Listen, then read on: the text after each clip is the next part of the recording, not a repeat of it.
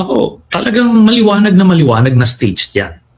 Kasi ganito yung situation. Yung hallway na yon, isa yon, dire-diretso yun hanggang GSIS.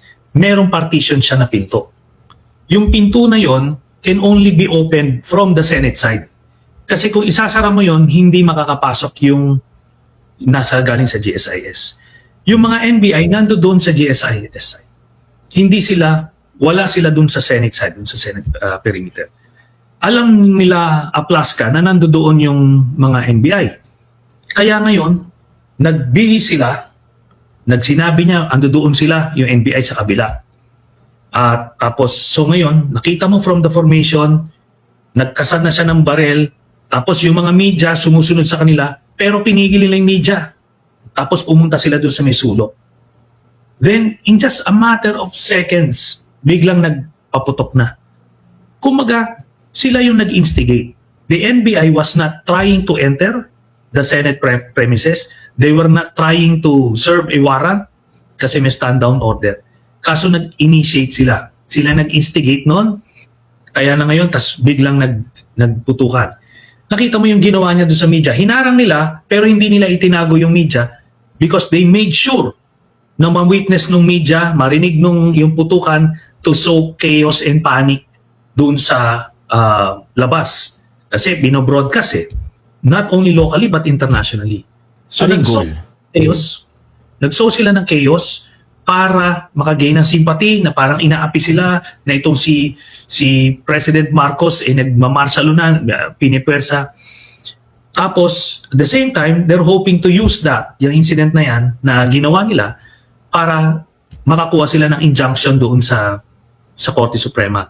At yung first part na yung sinasabi ko, objective, makagain ng sympathy, tapos pakita na sila yung ino-oppress. Doon sa live stream ni Aimee, sinasabi niya, ito na, sinusugod na kami. Ng kapatid ko, sabi niya, si BBM nag-ano nito, nagutos, ganyan. Then si Alan, sinabi niya, the Senate is being attacked. Kung hindi mo alam yung nangyari at nangyayari, nakikinig ka lang, at pinapanood mo siya sa live stream, parang talagang ginigera na eh. Parang World War III na eh. Pero hindi ganun. It was staged. Sila yung sumugod doon eh. Sila yung pumasok doon. Kaya alam mo, nag-create ito ng international scandal. At alam mo, yun na nga, yung mga tao ngayon confused. Pero ngayon, when the dust settled, ngayon tinatanong si Cayetano, sino ba yung umaatake sa Senado? Ngayon, nagre-reverse psychology siya, naggalit-galitan siya para hindi siya ma-on the spot. Pero yun ang tanong, sino sumusugod sa inyo? Hindi nga tumawid yung mga NBI agents doon sa premises ng Senado. Okay, punta tayo kay General Aplaska. Alam niyo, wala sa rules of engagement ng Sergeant at Arms na mag-i-engage ka ng law enforcement units. Nagpakilala sa kanya yung NBI eh. Nagpakilala. Tapos, puputukan mo ng warning shot. Tapos nag-create siya ngayon ng senaryo, nakatutok daw yung baril. Paano tututukan ng baril?